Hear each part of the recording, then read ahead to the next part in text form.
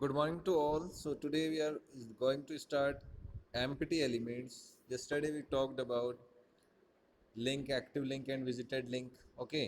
इसके पहले हमने देखा था font properties, PG color, body elements. ये सारी चीज़ें भी अब clear now. So empty elements के बारे में देखा. कंटेनर टेक्स होते हैं और एम्प्टी एलिमेंट्स. अब एम्प्टी एलिमेंट्स क्या होते हैं? एम्प्टी एलिमेंट्स में ऑन या ऑफ करने की हमें रिक्वायर्ड नहीं होती है. Some elements in HTML are forbidden from containing any content at all. These are known as empty और वॉइड एलिमेंट्स. ठीक है. These elements contain only the starting tag and perform some specific functions on their own. जैसे BR tag है, break the line. HR horizontal rule. Link tag है, meta tag है. ये ऐसे tags हैं कि इन्हें हमें वैल्यूज़ और इसमें पुट हम नहीं कर सकते. नॉर्मली हम इसको स्टार्टिंग टैग होता है. It is a most commonly way of writing empty elements. BR, HR, IMG. सो इसके कुछ यहाँ पर एम्प्टी एलिमेंट्स के 3 वेज हैं किस टाइप से हम इसको यूज़ करते हैं. सबसे पहला, only specify the start tag. It is a most common way of writing empty elements. तो जो आपका एम्प्टी एलिमेंट्स है उसमें सिर्फ स्टार्टिंग टैग होता है, start tag. Do not enclose any data between the start tag and the end tag. और इसके अंदर कोई जो है हम डेटा यूज़ नहीं करते एनक्लोज करने के लिए, ना स्टार्ट टैग में ना एंड टैग में. नॉर्मली BR यूज़ किया तो BR ऑल्सो ऑलवेज क्या करेगा, break the line, new line पर ले आएगा. HR क्या करेगा, एक हॉरिजॉन्टल रूल क्रिएट कर देगा. Understand. So another way to write the empty tag is in the form of self-closing tag.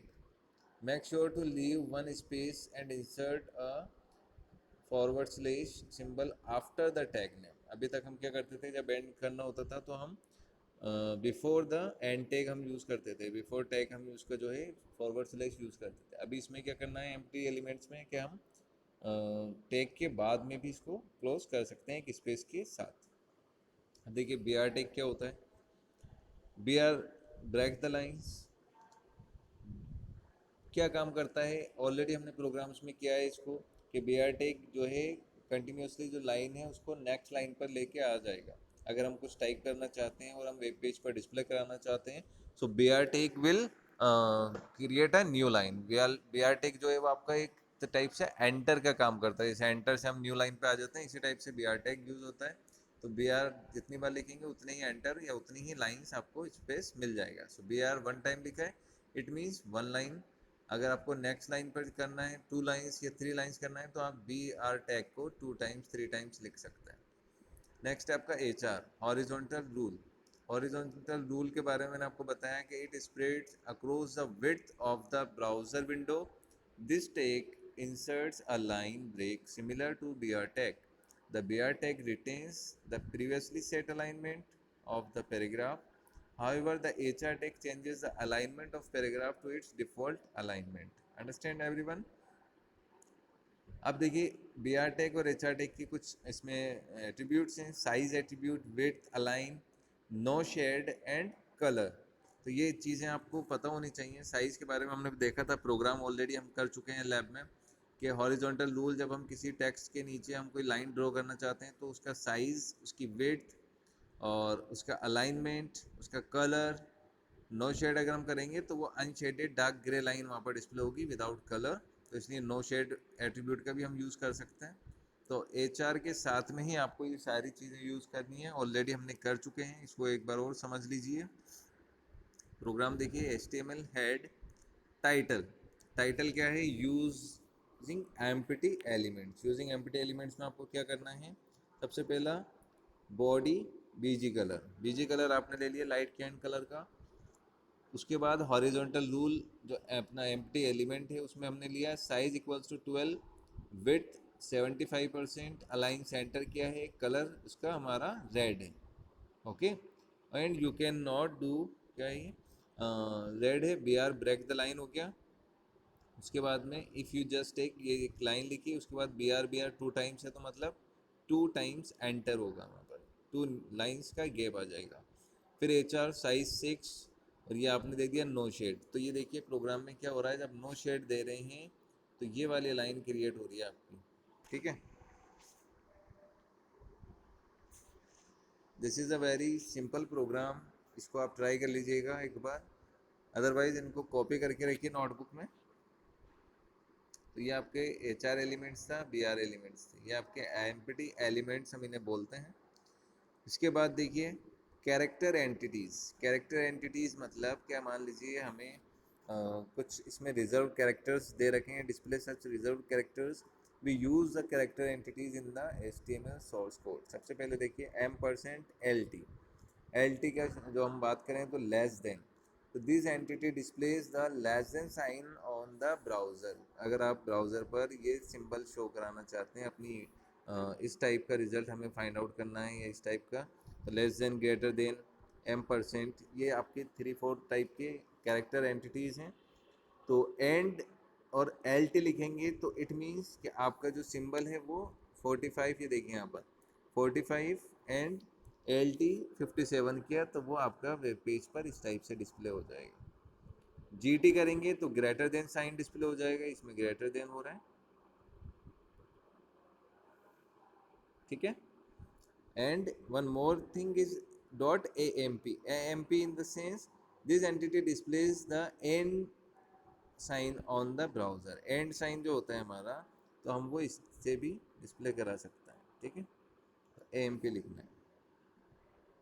अब देखिए ये एक और आएगा आपका N B S P. N B S P क्या है, एक स्पेशल कैरेक्टर एंटिटी है use to insert blank space.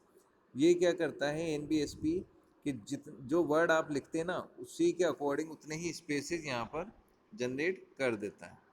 See here, NBSP is a special character entity used to insert blank spaces. It is used in the body element. A number of spaces inserted are equal to the number of times the special character is repeated. Observe that the NBSP entity has a at the end. Okay. बहुत simple है, ये 4 type 4 type के आपके character entities हैं। इन 4 types को आपको memorise करना है, शॉर्ट फॉर्म्स आ सकती हैं। 1 मार्क में आता है आपका ये dot, sorry, @ M%LT, M%GT, M%AMP, M%NBSP।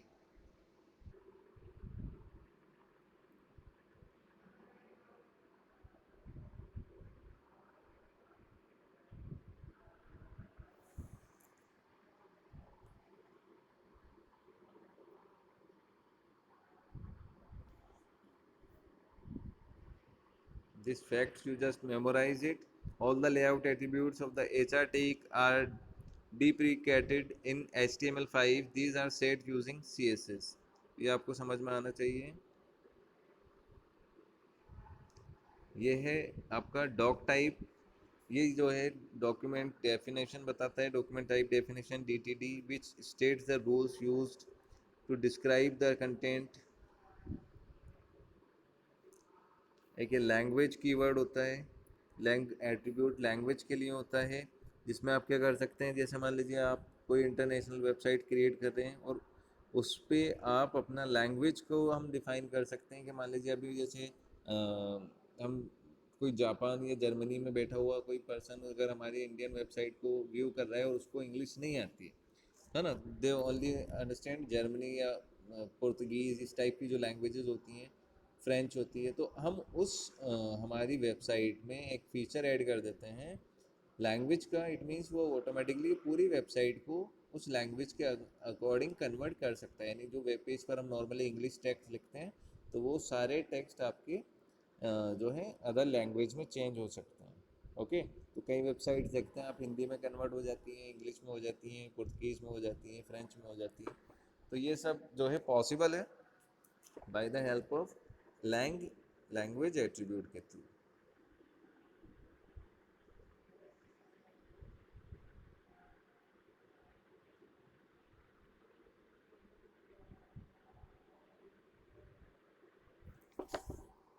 And I always बात की थी हमने इसमें भी प्री टेक की।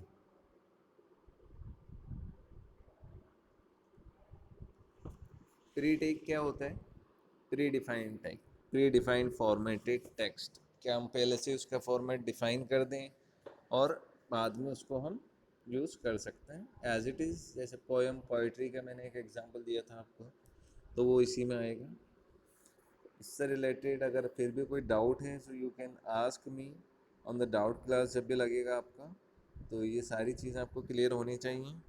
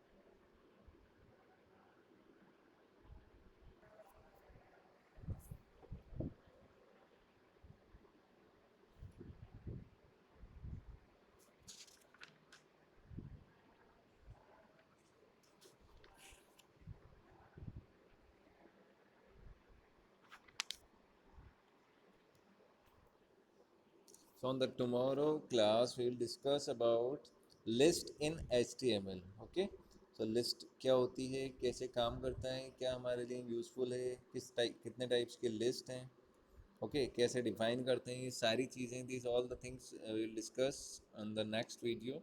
So thank you so much.